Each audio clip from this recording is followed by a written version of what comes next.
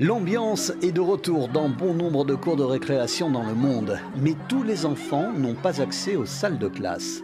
Même s'il y a du progrès sur le nombre de garçons et filles scolarisés, le tableau est encore noir. Un enfant sur 5 sur Terre fréquente partiellement ou ne fréquente pas du tout l'école. Résultat, chaque année, 617 millions d'entre eux n'apprennent pas suffisamment les principes de base de la lecture ou du calcul.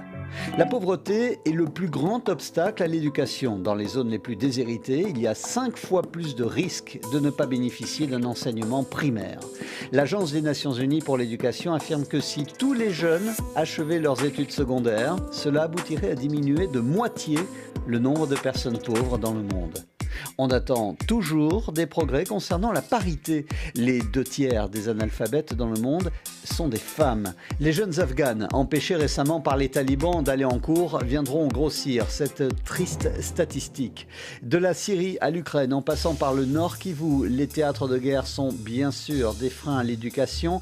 27 millions d'enfants vivant dans ces zones de conflit ne sont pas scolarisés. Ou alors, loin de chez eux. Cette semaine, 20 000 Ukrainiens ont fait leur entrée des classes en France.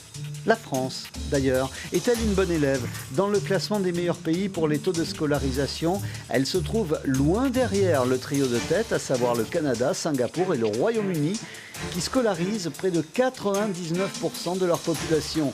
Derrière la Géorgie, derrière l'Iran ou encore la Malaisie, la France est 16e. La Belgique est 27e de ce classement et les États-Unis sont 96e. Comme quoi, pour cette rentrée encore, il n'y a pas que les plus pauvres qui doivent revoir leur copie.